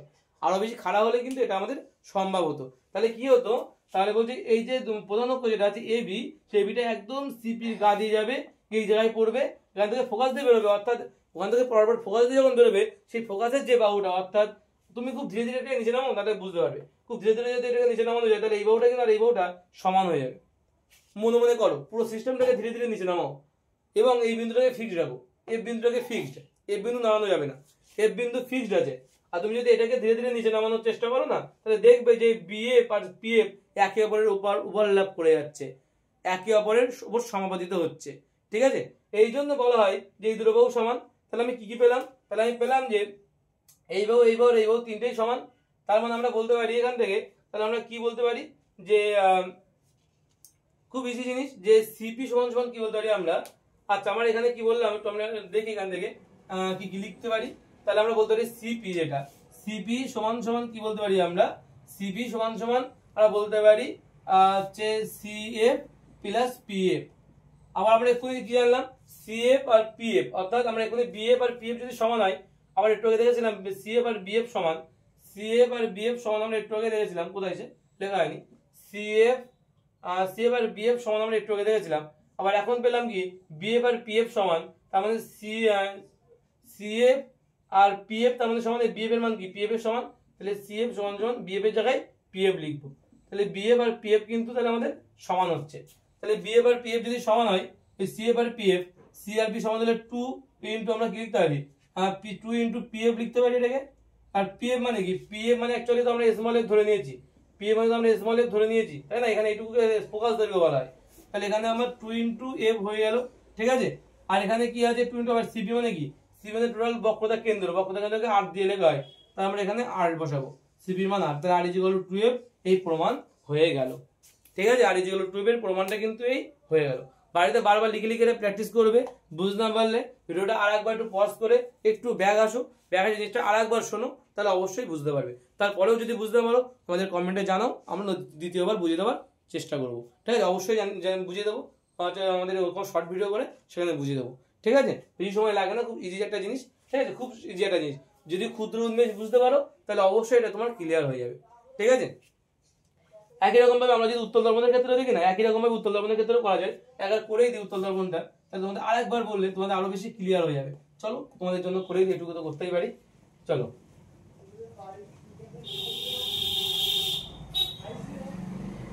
যদি আমরা এরা শুধু চিত্রটা আঁকবো, হ্যাঁ বেশি কিছু করবো না, বড় করে চিত্র আঁকি। বড় করে যদি চিত্র আঁকি তাহলে এরকম হবে। ঠিক আছে, বড় করে চিত্র আঁকি, ভালো করে বুঝবে কিন্তু এবার। ঠিক আছে, এবার কিন্তু ভেতরটা আমাদের খোদল আছে। ঠিক আছে, ভেতরটা কিন্তু আমাদের খোদল মতো আছে। তো এবার আমাদের কি হচ্ছে, আমাদের আগেবারের মতন প্রধান অক্ষের সমান্তরালে একটা আলোক রশ্মি আনো। তো প্রধান অক্ষের সমান্তরালে একটা আলোক রশ্মি পাঠালাম, এটা প্রধান অক্ষের সমান্তরালে যাবে, গিয়ে কি হবে, সে কিন্তু এদিকে বেরিয়ে যাবে। প্রধান অক্ষের সমান্তরালে আসবে, এসে কিন্তু এদিকে বেরিয়ে যাবে। তাই তো, এদিকে বেরিয়ে গেলে তারা কি হবে, পিছন দিকে একটা বিন্দু থেকে তারা অবশ্যই মিলিত হয়। এটার নাম হচ্ছে ফোকাস। পিছন দিকে একটা বিন্দু থেকে মিলিত হয়, তার নাম ফোকাস। এবং এটা তো একটা গোলকের অংশ, সুতরাং তার একটা বক্রতা কেন্দ্র থাকবে। ধরলাম এরকম জায়গায় বক্রতা কেন্দ্র আছে। ঠিক আছে, এরকম জায়গায় ধরলাম বক্রতা কেন্দ্র আছে।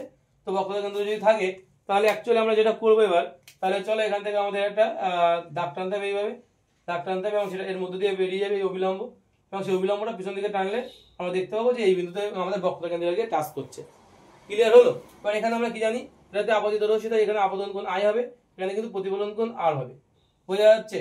যদি তাই হয় তাহলে আমরা এখানে যেটা করতে পারি সেটা হচ্ছে যে আমরা বলতে পারি যে এখানে আমরা কি কি করতে পারি। দেখো, আচ্ছা এখানেও কিন্তু ক্ষুদ্র উন্মেষযুক্ত দর্পণ নেওয়া হবে। আমরা যে উত্তল দর্পণটা নেব সেটা কিন্তু অবশ্যই ক্ষুদ্র উন্মেষযুক্ত একটা উত্তল দর্পণ নিয়ে আমাদের কাজ করতে হবে। ওকে, আচ্ছা তাহলে আমরা এখান থেকে যেটা করতে পারি, আমরা এখান থেকে, আচ্ছা এখান থেকে এইটুকু দূরত্বকে আমরা এফ বলবো, এখান থেকে এইটুকু দূরত্বকে বলা হয় এফ, আর আরটাকে কোনটা, একদম একদম এখান থেকে এই অবধি দূরত্বকে বলা হয় আর। আশা করি ক্লিয়ার হয়েছে, আমরা আগের বারও করলাম একই জিনিস, তোমরা জানো নিশ্চয়ই, তাই তো? তাহলে এবার আমরা যেটা করতে পারি, আমরা বলতে পারি আমাদের এই যে বাহুটা আছে, আমরা নামকরণ করতে হবে, একটু নামকরণ ঝড়ের বেগে নামকরণটা করে নিই। এটাকে বলা হয় সি, এটাকে বলা হয় ক্যাপিটাল এফ, এটা হচ্ছে এ, এটাকে বলা হয় পি বিন্দুতে, আচ্ছা পি বিন্দু এটা না, পি বিন্দু হচ্ছে এইটা, এটা বি বিন্দুতে পড়ছে, বি আর ডি বেরিয়ে যাচ্ছে। ঠিক আছে, তো এরকম ছিল আমাদের চিত্রটা। আচ্ছা এখানে নামকরণ করো, এটাকে নামকরণ দাও তুমি হচ্ছে এম টেম কিছুটা দিয়ে দেবে, এন দিয়ে দাও। ঠিক আছে, তাহলে আমরা বলতে পারি আমাদের এই সিএন যেটা, এই যে বাহুটা সিএন প্রধান অক্ষ যেটা, এই সিএন এর সঙ্গে সমান্তরাল আছে কোনটা, এবি। সিএন ভালো করে বুঝবে, সিএন সমান্তরাল কার সঙ্গে, এবির সঙ্গে। সিএন সমান্তরাল আছে এবি। আচ্ছা এটা কোনটা দেবো আমরা, আবারও কিন্তু এই আমাদের যে অবিলম্ব যেটা সেটা সেটা নিতে হয়। আমরা কাকে সেটা নেবো, বিসি হচ্ছে আমাদের সেটা, ভালো করে বুঝতে পারো কিনা দেখো, এটা হচ্ছে সেদাক। তাহলে মানে কি কি পেলাম, তাহলে আমরা পেলাম এই একটা প্রধান, এই একটা বাহু আর একটা বাহু তার সমান্তরাল আছে, আর এটা হচ্ছে এদের ছেদক। ঠিক আছে, যদি ছেদক হয় তাহলে আমরা বলতে পারি, তাহলে আমরা কি বলতে পারি যে আমরা এই কোণের অনুরূপ কোণ এইটা হবে আই। ভালো করে বুঝবে। ঠিক আছে, এই দুটো বাহু এরকম হচ্ছে চিত্রটা, এই দুটো বাহু এই যে ছেদক হয় তাহলে এই কোণের অনুরূপ কোণ কিন্তু এটা হবে, অনুরূপ কোণ হবে, তাই তো? ওই কোণের অনুরূপ কোণ কিন্তু ওইটা হবে। ঠিক আছে, তাহলে এটা যদি আই হয় তাহলে এটা অবশ্যই আই হবে, তাহলে এটা যদি আই হয় এটা তাহলে আই। আবার আমরা কি জানি, প্রতিফলনের নিয়ম অনুসারে আই ইজ ইকুয়াল টু কি হয়, আর হয়ে যায়, আই ইজ ইকুয়াল টু আর। তার মানে এই কোণ আর এই কোণ সমান, আর এই কোণের সঙ্গে এই কোণ সমান, তার মানে এই তিনটে কোণই কিন্তু সমান হচ্ছে, তাই তো? তাহলে আমরা যদি এখানে আই কোণ পেয়ে যাই, আবার আমরা যদি দেখি একটুখানি ভালো করে দেখবে যে আমরা যদি আবার একটু দেখি তাহলে কি কি পেতে পারি। দেখো এখান থেকে আমরা, তাহলে আমরা এখান থেকে জানি যে এটা হচ্ছে আই কোণ, এটা হচ্ছে কি হচ্ছে, এটা আর কোণ, এটা আই কোণ, এটাও আই কোণ হচ্ছে, তাই তো? তাহলে আমরা এখান থেকে কি করতে পারি বলো, এখান থেকে আমরা অনুরূপ কোণ করবো, অনুরূপ কোণ করার পর আমরা এখান থেকে যেটা লিখতে পারি সেটা হচ্ছে এটা আর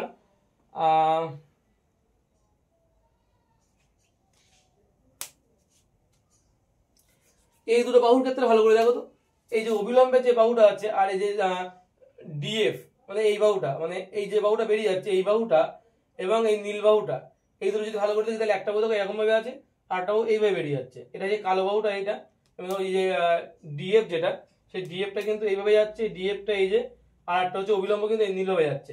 এবং দেখো এখানে স্পষ্ট লেখা আছে এটা হচ্ছে আর কোণ। যদি আর কোণ, তাহলে এখানে যে কোণটা তৈরি হবে সেটা কি কোণ বলো তো, এটা বলো অবশ্যই আর কোণ হবে, হ্যাঁ কিনা?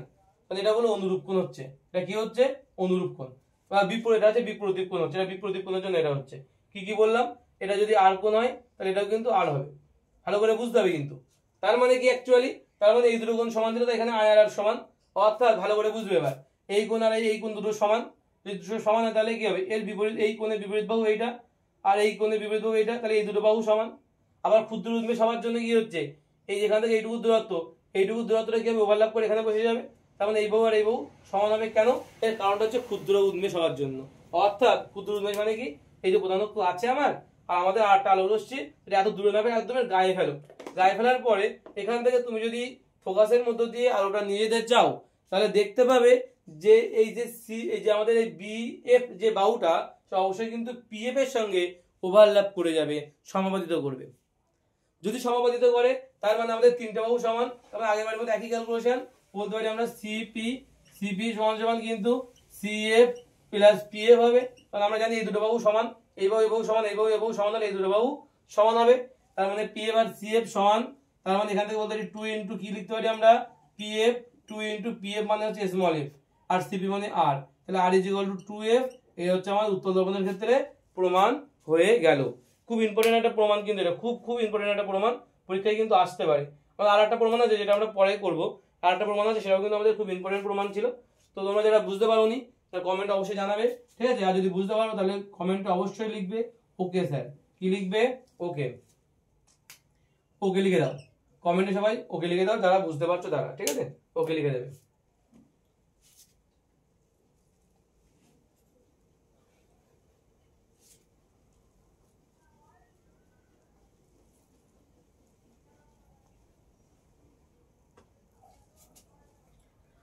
ঠিক আছে, সব বুঝতে পারলে ওকে লিখে দাও, তাহলে আমরা বুঝে যাবো তোমরা বুঝতে পারো। না বুঝতে পারলে অবশ্যই কমেন্টে জানাবে যে কোন জায়গাটা তুমি বুঝতে পারছো না, তাহলে আমরা সেটার উপরে আবার ভিডিও করব তোমাদের জন্য, ঠিক আছে? তোমাদের জন্য সবকিছুই করতে হবে, ঠিক আছে? তারপরে কি বলছে, তারপরে আমাদের পরের টপিক আমাদের যে প্রতিবিম্ব গঠন, আমরা একটু আগে বলছিলাম প্রতিবিম্ব গঠন করবো আমরা, এই দুটো প্রমাণের আগেই বলছিলাম সেই প্রতিবিম্ব গঠন আমরা করবো। তা আমাদের প্রতিবিম্ব গঠনের জন্য আমাদের দুটো জিনিস জানতে হবে, এক কোথায় বস্তু থাকবে, এটা বস্তুর অবস্থান, ঠিক আছে? এটা বস্তুর অবস্থান, আর এটা হচ্ছে প্রতিবিম্বের অবস্থান, ঠিক আছে? প্রতিবিম্বের অবস্থান আর বস্তুর অবস্থান। মনে রাখবে বস্তু যদি অসীমে থাকে, আমি বুঝিয়ে দিচ্ছি কেন, বস্তু যদি অসীমে থাকে প্রতিবিম্ব হবে কোথায়, প্রতিবিম্ব হবে কোথায়, ফোকাসে, প্রতিবিম্ব হবে ফোকাসে। বস্তু যদি 2f এর থেকে বেশি দূরে থাকে, 2f এর থেকে বেশি দূরে হবে, তাহলে সেক্ষেত্রে কিন্তু কোথায় হবে, ফোকাস থেকে একটু সরে আসবে দিকে, অর্থাৎ টু এফ এবং এফ এর সরি সি এবং এফ এর মাঝে, অর্থাৎ কি বলবো আমরা এটাকে, ফোকাস এবং বক্রতা কেন্দ্রের মাঝে, ঠিক সি মানে বক্রতা কেন্দ্র, তাহলে সি এবং পি এর মাঝে কোথাও, সরি এফ হবে, এটা সি এবং এফ এর মাঝে কোথাও একটা হবে, ঠিক আছে? এইবার যদি বস্তু 2f এ থাকে প্রতিবিম্ব 2f এই তৈরি হবে, বস্তু যদি 2f এবং f এর মাঝে থাকে তাহলে প্রতিবিম্ব তৈরি হবে কোথায়, 2f থেকে আরো এদিক সরে আসবে, 2f এবং f এর মাঝে থাকলে কোথায় হবে, এখানে এত কিছু করে দেখায়নি, ঠিক আছে? এখানে এত কিছু করে দেখায়নি, এটা পর করে নিয়ে উল্টালামা করেছে। তো চলো আমরা এখানে লিখি 2f এবং f এর মাঝে হলে কি হবে, এবং এরপরে আমরা দেখবো f এ হলে কি হবে, আর একটা কি হবে আমাদের f এর পর আমরা দেখবো হচ্ছে মেরুর এফ এবং মেরুর মাঝে কি হবে, সবটাই আমরা দেখবো। এফ এ যখন থাকবে তখন এফ এই হবে, এটা আমার মনে পড়ছে, দেখতে হবে এটা একটু কোথায় হয়, ভোগাদারের 2f থেকে বেশি দূরে, 2f থেকে সরে যাবে, অর্থাৎ হ্যাঁ 2f থেকে বেশি দূরে হবে, এটা 2f এর থেকে বেশি দূরে হবে, বেশি দূরে হবে, এফ এ থাকলে এফ এ হবে, এফ থেকে পি থাকলে এটা কোথায় হবে, সরি ফোকাসে থাকলে বস্তু আমার যখন বস্তু ফোকাসে থাকবে প্রতিবিম্ব তখন কোথায় হবে, ওই পাশে তৈরি হয়, ঠিক আছে? এবং ফোকাস যাবে না তখন, ঠিক আছে? ফোকাস থাকলে অসীমে হয়, ঠিক এটা উল্টো হয়ে যাবে, অসীমে হবে। তো চলো আমরা এগুলো প্রমাণ দেখবো, অ্যাকচুয়ালি আমরা এটা জাস্ট নর্মাল লিখে রাখছি, আমরা এভাবে দেখবো কিভাবে হয়। আমরা হাতে কলমে একটা দুটো ছবি হয়তো দেখাবো, কিন্তু সেই স্কেল না হলে সঠিকভাবে আঁকা যায় না, তো আমাদের এখানে স্কেলের ইউজ নেই। তো মানে তোমরা যখন খাতা কলমে করবে তখন স্কেল দিয়ে করবে, আমরা নর্মালি হাতে করছি। তো কি হয় বলছে প্রথম চিত্রটি, এটা বলছে অবশ্যই তোমার বস্তু আকার আকৃতিটা বলেছি কেমন করে হবে। তো প্রথমে কি হবে আমাদের মনে রাখতে হবে, বস্তু যদি অসীমে হয়, তো এই যে চিত্রটা আঁকলাম এটা আমার এফ ধরো, এই জায়গাটায় ধরলাম, এটা কিন্তু অ্যাকচুয়ালি তোমরা যখন খাতা কলমে করবে তুমি কিন্তু এটাকে ধরবে না, ঠিক আছে? তোমরা প্রথমে কি করবে, একটা কম্পাস নিয়ে একটা কিন্তু বৃত্ত অঙ্কন করবে। আমরা এটা একটা আলাদা শর্টে দেখিয়ে দেবো, ঠিক আছে? আর আলাদা শর্টে এটা আমরা দেখিয়ে দেবো কিভাবে করতে হয়, কোনো না কোনো একটা চিত্র দেখে প্রমাণ করে দেবো যে এটা এরকম হয়, ঠিক আছে? তো আমাদের এখানে বোর্ডে কিন্তু আমরা কম্পাস নাম্বার ইউজ করে করতে পারবো না, হোয়াইট বোর্ড এটা যেহেতু এখানে করা যাবে না। তো আমি জাস্ট আইডিয়া করে দিচ্ছি একটা। তো এখানে আমার কি হবে, এখানে যদি আমার ফোকাস হয় এখানে আমার বক্রতা কেন্দ্র, ঠিক আছে, দ্বিগুণ দূরত্বে হবে কিন্তু বক্রতা, অবশ্যই মনে রাখতে হবে বক্রতা কেন্দ্র কিন্তু ফোকাসের দ্বিগুণ দূরত্বে হয়। তো এখানে আমার তাহলে হলো, ঠিক আছে। এখন আমরা কি করবো, অসীম থেকে যদি বস্তু আসে, তো অসীম থেকে যদি বস্তু আসে নিশ্চয়ই তোমার সমান্তরালে আসবে না, আর যদি আসলেও আসতে পারে সমস্যা নাই, যদি সমান্তরালে আসুক বা না আসুক আমরা কিন্তু তাহলে সেটা কি হবে, অবশ্যই কিন্তু ফোকাস দিয়ে বেরিয়ে যাবে। সমান্তরালে না হলে অবশ্যই কিন্তু ফোকাস তল দিয়ে কিন্তু বেরিয়ে যাবে, এবং কি হবে বস্তুটা কিন্তু অবশ্যই কি হবে, অবশ্যই বস্তুটা কিন্তু কি হবে, বস্তুটা কিন্তু অবশ্যই কি হবে, তোমার খুব ক্ষুদ্র হবে, এবং দেখা যাবে চিত্র প্রতিবিম্ব এমন তৈরি হয়। এখানে যে প্রতিবিম্ব তৈরি হয় সেটা হচ্ছে উল্টো দিকে হয়, এবং সেটা এরকম ভাবে বেরিয়ে যায় দিক থেকে, ঠিক আছে, এরকম বেরিয়ে যায়। তো যাই হোক, তো এখানে দেখা যায় বস্তুটা হচ্ছে, দেখো কোনটাকে কি বলে দেখে নাও। যদি এরকম চিত্র থাকে, যদি বস্তু এরকম থাকে, প্রতিবিম্ব যদি এরকম জায়গায় তৈরি হয়, তাকে আমরা বলবো অবশিষ্ট। তাকে আমরা কি বলবো, এক নামে একে বলা হয় অবশিষ্ট। কি বলা হয়, অবশিষ্ট। এই জিনিসগুলো বুঝে নাও, কোনো বইতে চিত্র রাখা আছে তোমরা সেটা করতে পারবা, এটা বলা হয় অবশিষ্ট। আচ্ছা, তারপরে কি বলছে, বস্তু আকার থেকে ক্ষুদ্র না বৃহত্তর সেটা তো বুঝতেই পারো। যদি ছোট হয় তাহলে বস্তু আকারের থেকে ক্ষুদ্রতর, যদি বড় হয় তাহলে বস্তুর আকারের থেকে বৃহত্তর, এটা আমরা জানি সবাই, ঠিক আছে। আর অবশিষ্ট এটা সমশিষ্ট কার বলা হচ্ছে, যদি এমনটা হয় যে এই পাশে তৈরি হচ্ছে বড় চিত্র, তখন থেকে বলা হচ্ছে সমশিষ্ট এবং বিবর্ধিত বলা হয়, ঠিক আছে। আচ্ছা, সৎবিম্ব অসৎবিম্ব কি করে বুঝবো, যদি যদি তোমার যদি একই মানে যদি তোমার একই দিকে হয়, যদি একই দিকে হয় চিত্রটা, দেখো এদিক বস্তু এদিক আছে, প্রতিবিম্ব এদিক তৈরি হচ্ছে, তাকে বলা হয় সৎ। কি বলা হয়, সৎ। আর যদি উল্টো দিকে হয় তখন বলা হয় অসৎ। বস্তু এদিকে আর প্রতিবিম্ব এদিক তৈরি হচ্ছে, তাকে বলা হয় অসৎ, ঠিক আছে। আশা করি এটা তোমার ক্লিয়ার হলো। এই অসৎ বিম্ব যেমন বলে, অসৎ বিম্ব কিন্তু পর্দায় ফেলা যায় না, যাই দেখা যায় কিন্তু পর্দায় ফেলা যায় না, আর সৎ বিম্ব পর্দায় ফেলা যায় এবং দেখাও যায়, ঠিক আছে। এটা কিন্তু এদের মধ্যে পার্থক্য। এই সৎবিম্ব অসৎবিম্বের পার্থক্যটা ভালো করে পড়বে, তো পরীক্ষার জন্য কিন্তু ইম্পর্টেন্ট এটা, ঠিক আছে। সৎবিম্ব অসৎবিম্বের পার্থক্যটা তোমরা অবশ্যই বাড়িতে ভালো করে দেখবে। তো যেটা বলছিলাম যে বস্তু যদি অসীমতা টুয়েলভ থেকে বেশি দূরত্বটা করি, একটা করে দিই, ঠিক আছে। তো দেখো কি বলছে, যদি টুয়েলভ থেকে বেশি দূরত্ব হয় অবতল দর্পণের ক্ষেত্রে, তো আমাদের কি করতে হবে, এখানে আমরা ধরলাম এটা এফ, আর এটা হচ্ছে টুয়েলভ। অ্যাকচুয়ালি দেখো যেটা সি সেটাই কিন্তু টুয়েলভ, ঠিক আছে, যেটা সি সেটাই হলো টুয়েলভ অ্যাকচুয়ালি, আর এটা হচ্ছে এফ, ঠিক আছে, এফ দূরত্ব, এটা টুয়েলভ দূরত্ব। আচ্ছা, আর টুয়েলভ থেকে বেশি দূরত্ব মানে এই জায়গায় যদি বস্তু থাকে তাহলে প্রতিবিম্ব এইভাবে যাবে, গিয়ে দেখো প্রধানত সমান্তরালে বলেছিলাম না, তিনটে নিয়মের মধ্যে দুটো নিয়ম মানতে হবে। একটা প্রধানত সমান্তরালে গিয়ে যা ফোকাস দিয়ে বেরিয়ে যাবে, আর একটা সরাসরি তুমি ফোকাস দিয়ে পাঠাও, গিয়ে তারা দেখো কোন জায়গায় যায়। দেখো টুয়েলভ থেকে বেশি দূরত্ব হলে বলেছিলাম কোথায় যাবে, টুয়েলভ থেকে বেশি দূরত্ব হলে কিন্তু তারা ফোকাস এবং এর মাঝে হবে। দেখো এই চিত্রটা বলে উল্টে যাচ্ছে, এই যে মাথা থেকে জ্যালোটা আসছে, শ্যালোটা কোথায় এখানে মিলছে না, অর্থাৎ মাথাটা তলার দিকে হবে, ঠিক আছে। অর্থাৎ বস্তু কিন্তু উল্টে গেল মানে কি বললাম একটু আগে, অবশিষ্ট। তাহলে কি হবে, এক নম্বর বস্তু যে প্রতিবিম্বের প্রকৃতি অবশিষ্ট হবে। আশা করি ক্লিয়ার। আচ্ছা, বস্তু কোন দিকে, এইদিকে আছে, প্রতিবিম্ব কোন দিকে, এইদিকে আছে, তার মানে সৎবিম্ব, ঠিক আছে। আর তিন নম্বর কি, বস্তু আকারের থেকে বড় না ছোট, তো মনে রাখবে বস্তুর আকারের থেকে এটা কিন্তু অবশ্যই কিন্তু কি হবে, এটা কিন্তু অবশ্যই ছোট হয়, ঠিক আছে। এটা কিন্তু অবশ্যই ক্ষুদ্রতর হয়, ঠিক আছে, ক্ষুদ্রতর হয়, ছোটই হয়। তুমি যখন বাড়িতে করে দেখবে, ছবি এঁকে দেখবে, তখন দেখতে বুঝতে পারবে কেন হয়। না, এটা জিনিস মনে রাখবে ভালো করে। দেখো বস্তু যখন অসীমে আছে, তখন কিন্তু প্রতিবিম্ব কোথায় তৈরি হচ্ছে, ফোকাসে হচ্ছে। বস্তু এবার ধীরে ধীরে কাছে আসছে, আর প্রতিবিম্ব ধীরে ধীরে বলে দূরে সরে যায়। বস্তু ধীরে ধীরে কাছে আসে, প্রতিবিম্ব দূরে যায়, একসময় তারা ফোকাস থেকে তারা একেবারে ওভারল্যাপ করে যায়, বক্রতা কেন্দ্রে ওভারল্যাপ করে, ফোকাসে ওভারল্যাপ করে, আপনার ফোকাসে বললে অসীমে হয়ে যায়। তাই একমাত্র টুয়েলভে গিয়ে কিন্তু প্রতিবিম্ব টুয়েলভে তৈরি হয়, ঠিক আছে। ভালো করে বুঝবে কিন্তু এটা কি হচ্ছে, বস্তু যখন অসীমে, প্রতিবিম্ব ফোকাসে। ভালো করে দেখো, বস্তু অসীমে মানে কি, ধরো এটা আমার ফোকাস, এই জায়গায় আমার ফোকাস, আর অসীম মানে অনেক দূরে। তো বস্তু যখন অসীমে তখন প্রতিবিম্ব কিন্তু কোথায় হচ্ছে, ফোকাসে হচ্ছে। বস্তু ধীরে ধীরে কাছে সরাচ্ছি আমি, টুয়েলভ থেকে বেশি দূরত্ব আনলাম, তখন প্রতিবিম্ব ধীরে ধীরে এদিক সরে যাবে, সরে কোথায় আসবে, সি এবং এফ এর মাঝে হয়ে গেল, তাই তো। তারপরে বস্তু কি হলো, ধীরে ধীরে টুয়েলভ এর মাথায় আসলো, বস্তু আর একটু পিছনে, প্রতিবিম্ব আর একটু পিছনে সরাইলো, টুয়েলভ আর টুয়েলভ মাথায় মাথায় হয়ে গেল। এবার বস্তু আরো সামনে যাচ্ছে, এফ এবং টুয়েলভ এবং এফ এর মাঝে হচ্ছে, প্রতিবিম্ব তাহলে এফ থেকে দূরে সরে যাচ্ছে, দেখো টুয়েলভ থেকে বেশি দূরে বলেছিলাম আমি। তারপরে বলছে বস্তু ফোকাসে হচ্ছে, তাহলে প্রতিবিম্ব অসীমে হবে। আর এই অসীম মানে সেটা অ্যাকচুয়ালি উল্টো দিকে হয়ে যায়, ঠিক আছে। সেটা অ্যাকচুয়ালি দেখবে চিত্রটা, যখন বস্তুকে ফোকাসে রাখা হয় প্রতিবিম্ব উল্টো দিকে তৈরি হয়, সমশিষ্ট হয়ে যায়, সমশিষ্ট হয় আর অসৎ বিম্ব তৈরি হয়, ঠিক আছে।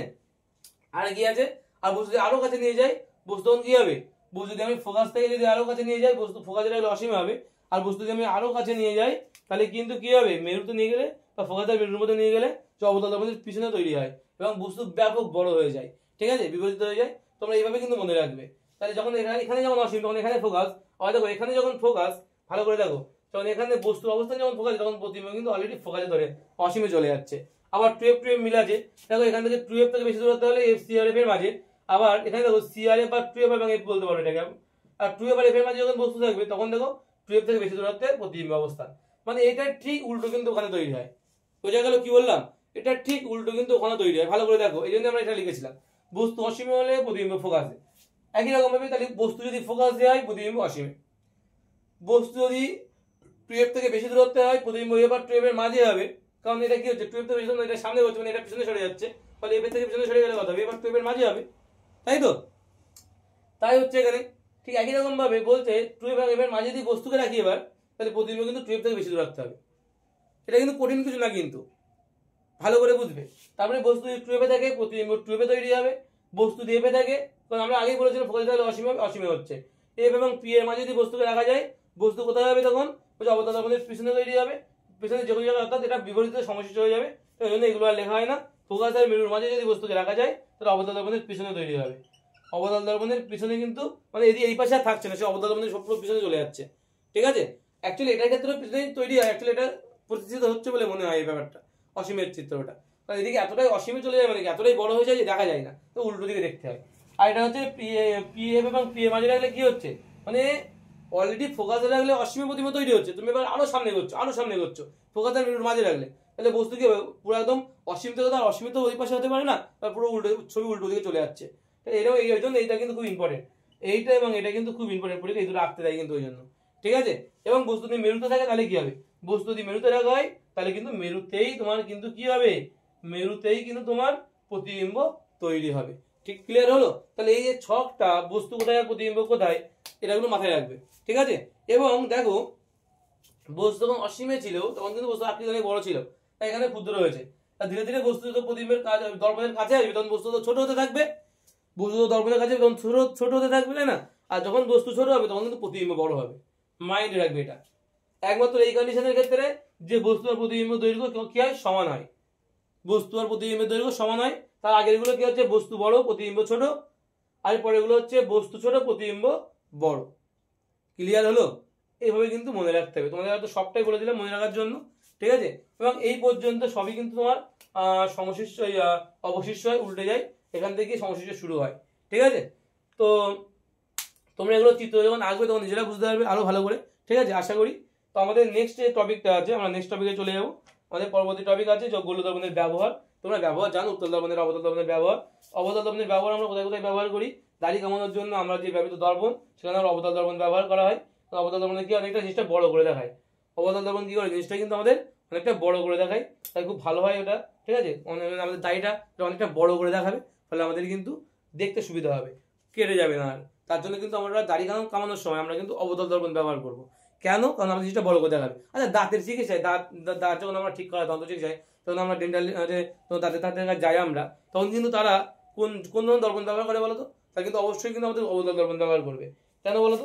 অবতল দর্পণ ব্যবহার না করলে কিন্তু আমাদের ওই যে লেখা আছে ইএনটি ডাক্তারদের মাথায় লাগানো দর্পণ রূপে, ঠিক আছে। আমরা কিন্তু ওখানে কি দর্পণ ব্যবহার করা হয়, ওখানে অ্যাকচুয়ালি ওখানে কিন্তু অবতল দর্পণ ব্যবহার করা হয়। তার কারণ হচ্ছে অবতল দর্পণ কি করে বস্তুকে অনেক বড় করে দেখায়, অবতল দর্পণ বস্তুকে অনেক বড় করে দেখায়, আর উত্তল দর্পণ বস্তুকে ছোট করে দেখায়। তাই উত্তল দর্পণ আমরা সব ব্যবহার করি না।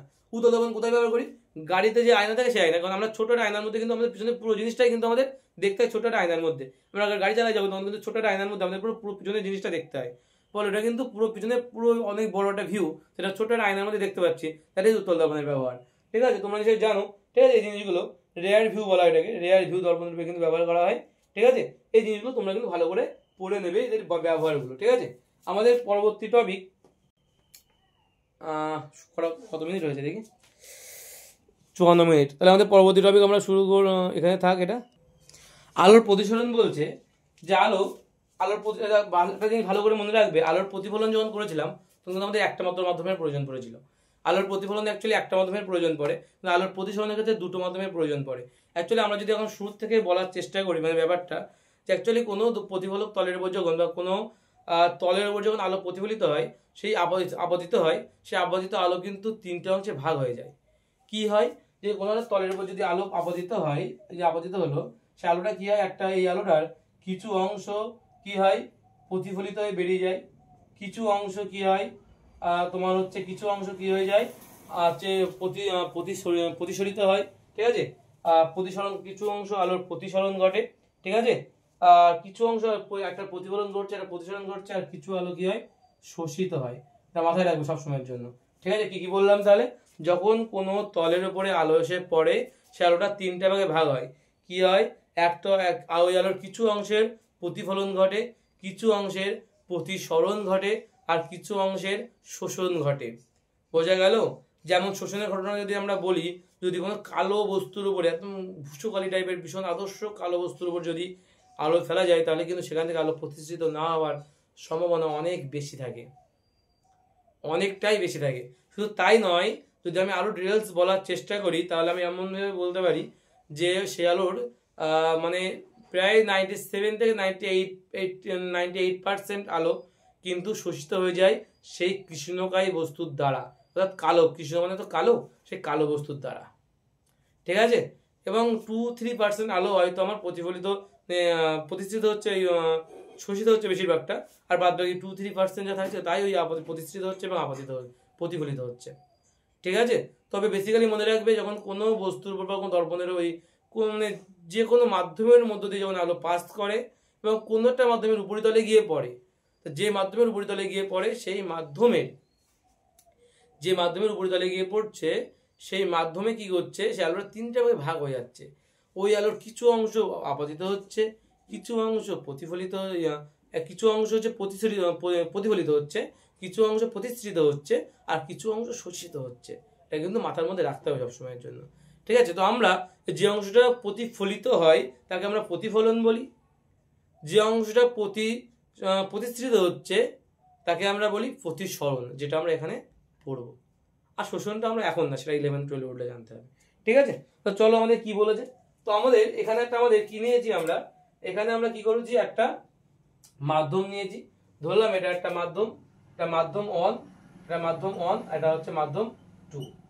এখন বলছে, অর্থাৎ একটা লঘু এবং একটা ঘন, ধরলাম ওপরটা লঘু মাধ্যম, এটা লঘু হোক, 1 নম্বরটা কি হোক, লঘু হোক, আর 2 নম্বরটা ঘন হোক।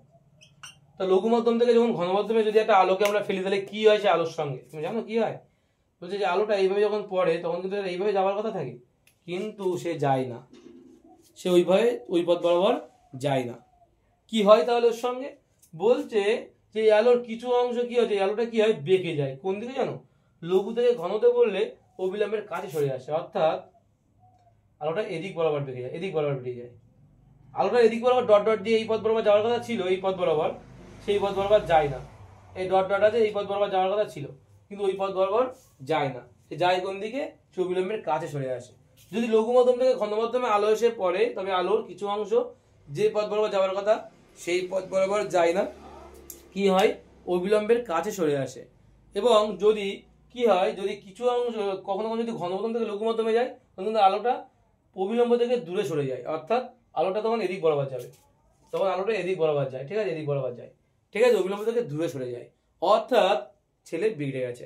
জিনিসটা কেমন, মানে যে পথ বরাবর যাওয়ার কথা ও সেই পথ বরাবর যাচ্ছে না, ও কিন্তু অটোমেটিক্যালি ওর পথ চেঞ্জ করছে, অভিমুখ পরিবর্তন ঘটবেই। ও সেই ঘন আর লঘু করো, লঘু আর ঘন করো, যাই করো না কেন, মাধ্যম চেঞ্জ করবে মানেই কিন্তু ও সরে যাবে, অভিমুখ পরিবর্তন। কি বললাম তাহলে? বললাম যে আলোর কিন্তু কি হবে, এখান থেকে আলোর প্রতিসরণ ঘটবে, অর্থাৎ আলো বেঁকে যাবে, অবশ্যই বেঁকে যাবে। যে পথ বরাবর যাওয়ার কথা সেই পথ বরাবর যাবেই না, যদি কিনা আমরা আলোকীয় মাধ্যম চেঞ্জ করে দিই, ঠিক আছে। এবার প্রশ্ন, লঘু মাধ্যম আর আলো ঘন মাধ্যম কাকে বলা হয়?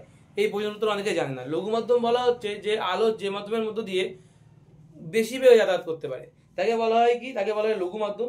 অর্থাৎ বেশি বেগে, অপেক্ষাকৃত বেশি বেগে যেতে পারে, তাকে বলা হয় লঘু মাধ্যম। আর যে মাধ্যমের মধ্যে আলো কম বেগে যাতায়াত করে তাকে বলা হয় ঘন মাধ্যম, ঠিক আছে। ঘন মাধ্যম লঘু মাধ্যম কিন্তু অনেকে জানে না, তোমাদের বলে দিলাম, কাউকে বলবে না, ঠিক আছে। তো কি আছে এবার এখানে আমাদের আছে যে এখানে আমাদের আলো আসছে এবং এখান থেকে কি হচ্ছে, সে কিন্তু অবিলম্বের কাছাকাছি দিয়ে সরে যাচ্ছে, ঠিক, অবিলম্ব থেকে কখনো দূরে সরে যাবে, কখনো কাছে আসবে, ঠিক আছে। তো কি হচ্ছে, যদি এমনটা হয়, তাহলে বলছে সংজ্ঞাটা কি বলছে আলোকীয় কোনো একটা আলোক রশ্মি যখন কোনো সমসত্ব স্বচ্ছ মাধ্যমের মধ্য দিয়ে যেতে যেতে অপর কোনো সমসত্ব স্বচ্ছ মাধ্যমে প্রবেশ করে তির্যকভাবে অপর কোনো সমসত্ব স্বচ্ছ মাধ্যমে প্রবেশ করে, তখন কি হয়, সমসত্ব স্বচ্ছ মাধ্যমে প্রবেশ করলে তির্যকভাবে আপাতিত হয়, তখন দুই মাধ্যমের বিভেদ তল থেকে আলোর কি হয়, আলোর বিচ্যুতি ঘটে।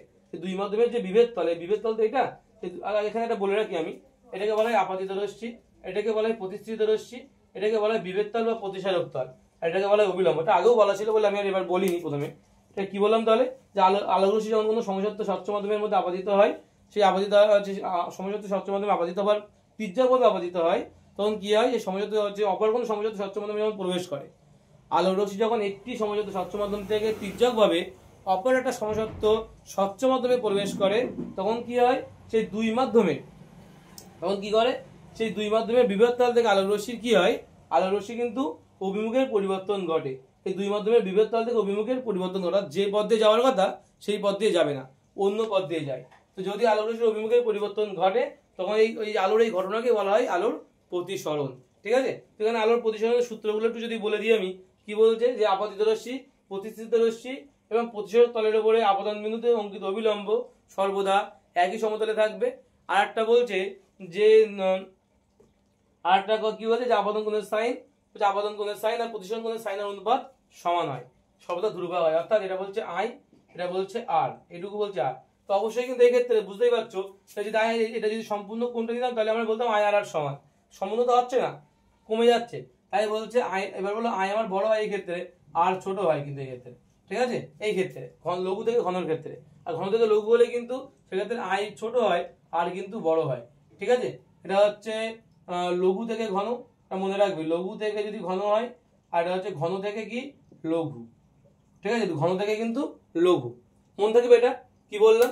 আচ্ছা, এখান থেকে আমাদের আরেকটা জিনিস মনে রাখতে হবে, সেটা হচ্ছে সূত্রটা কি বললাম, যে আপাতন কোণের সাইন আর প্রতিসরণ কোণের সাইনের অনুপাত সমান, সাইন আই সাইনের অনুপাত ধ্রুবক হয়, সাইন আই আর সাইন আর, এদের যে ধ্রুবক, এদের যে অনুপাত, এদের অনুপাতটা কি হবে, ধ্রুবককে আমরা বেসিক্যালি মিউ দিয়ে লিখি।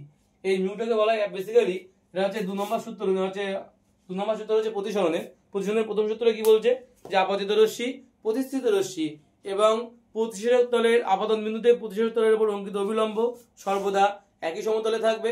আর 2 নম্বর সূত্র কি বলছে, যে আপাতন কোণের সাইন আর প্রতিসরণ কোণের সাইনের অনুপাত সমান হবে।